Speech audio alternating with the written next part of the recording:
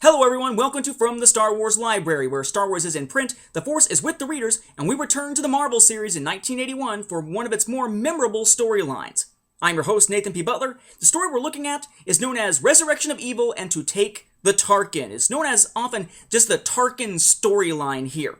Where you can find this back then is in the pages of Marvel issues 51 and 52. This is issue number 51, simply Resurrection of Evil on the cover. That is what the story is all about, so that makes sense. That's a story title here. It's the resurrection of the evil of the Death Star in some respects. These were released in May of 1981, followed by issue 52 in June of 1981, which actually this time, oddly enough, has no text on the cover outside of what you would expect up there at the top, which is pretty unusual for this particular time period.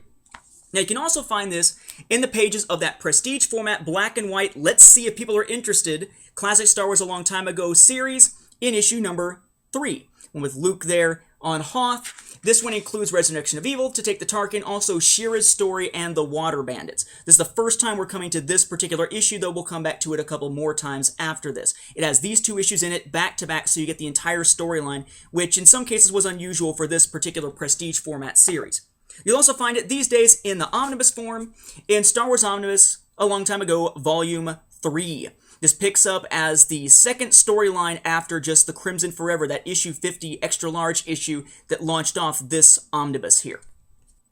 The gist of this storyline is simple. We start out with Leia searching for a new possible rebel base, so is Luke, and at this point, they aren't having a whole heck of a lot of luck. What we wind up finding, and I gotta be honest with you, this is a little bit weird.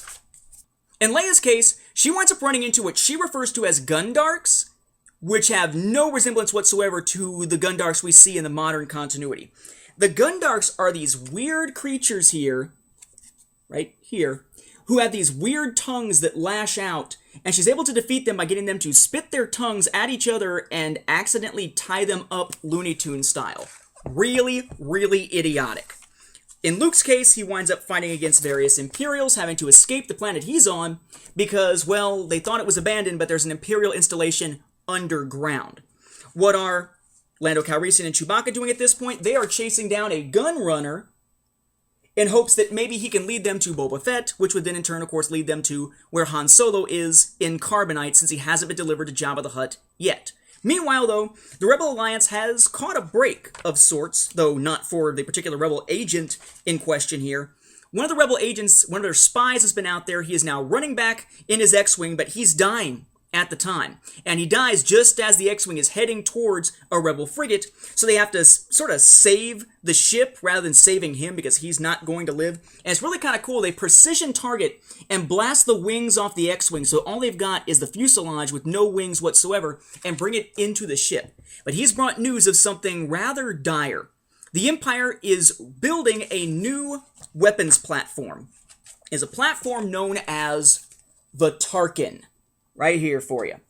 Okay. The Tarkin is basically a massive battleship with the Death Star type super laser attached to it. It's one of the many projects revolving around the Death Star project that we get a lot more detail on later in the continuity. But at this point, all we know of is it's a resurrection of the evil of the Death Star, bearing the name of the man who was in command of the Death Star, Grand Moff Wilhuff Tarkin. Now, interestingly, this whole Tarkin concept was something that was supposedly nixed by George Lucas and Lucasfilm, sort of. They had planned to tell the story of the Empire creating a second Death Star. They had no idea that was going to happen in Return of the Jedi, but they were told, no, don't do it. So instead of having a Death Star, they just retooled it into something very much like it and still told the same story, which winds up having some familiar resonance when we see Return of the Jedi. So they sort of did what they weren't supposed to do, and yet had no idea that they hadn't changed it enough to fit that Lucasfilm decree as they went along. Now again, the writer here is different than what we're used to. Archie Goodwin is gone for the newspaper strips at this point. Instead, we have art by Walt Simonson, as was the case a little bit in Crimson Forever and a little bit earlier. He's going to be a major player artist-wise here for the Marvel series for quite a while. But the writer is another of these main Marvel writers in his first issue for the series, David Michelinie. So we finally have a new mainstream writer. Archie Goodwin is more or less out of the picture. What's interesting here is that very much like what we get in the Darth Vader Strike storyline of the newspaper strips, Luke winds up going undercover as a worker with the droids trying to bring down the Tarkin. Only this time he's also accompanied by Leia, and Lando manages, after being told not to go on the mission because they weren't sure if they could trust him, he sort of manages to stow away aboard the Millennium Falcon, and he manages to get aboard the Tarkin to help them anyway, whether they like it or not. But again, they're trying to sabotage an Imperial project from the inside after learning about it through secret information, and also, just like in Darth Vader Strikes, we have a plot against Darth Vader. He winds up choking or mind manipulating an Imperial officer early on in the story, Kuru, and then by the end of that issue, you have the people who are most likely to be affected by this, Imperial officers who might also get the ire of Vader and who are sick of seeing him simply take out his wrath on them, deciding together that, well, Darth Vader must die. So again, it's a sabotage of a new Imperial project, and there's Imperials aboard who are trying to kill Vader. The only big difference is that we don't have a mainstream or a major Imperial leader who we've seen before taking part as a fake conspirator to lure them into a trap for Vader. This one actually has a chance of being pulled off because none of the conspirators are actually working undercover for the Dark Lord of the Sith. There are numerous complications in the mission found by stormtroopers. Vader almost gets his hands on Luke, only one of the Imperials opening the airlock to try to kill Vader stops that from happening. A lot of misadventures. Leia gets lost. I mean, it's kind of a mess of a mission until, as they're escaping, it turns out that, Leia, while she was in the power core, reversed some things because, that always happens, well, in, 1980s stuff. If the power is supposed to go one direction, flip a piece, and it'll go the other direction and blow it up, and that's exactly what happens. The Tarkin tries to fire and blows itself to Kingdom Come because Leia has flipped the power direction here. So the Tarkin, boom, it is no more. Now, interestingly, Vader goes out in his TIE Advanced and tries to stop the Millennium Falcon from escaping, and they wind up dumping what amounts to ice to wind up flying into his path and wind up damaging his ship. That's why he's not aboard the Tarkin when it explodes. That pretty much was just sort of a dropped storyline there. Vader, of course, eventually gets back to the Imperials. No big deal. But it was later picked up very recently in one of our Star Wars Insider Special Editions. Yes, the special editions you don't get with the regular subscription that ticks off a whole lot of people. In this particular one, which came out, I believe, in 2011, it's copyright 2011, we get a new short story called Vader Adrift. The story, again, called Vader Adrift, is available here, and it's actually a pretty good one. It's by Ryder Wyndham. It's basically what happens to Vader right after this. As the conspirators have turned on him, he gets another clone trooper who is loyal to him, who is a stormtrooper, someone who had served with him before, who is there to sort of help him.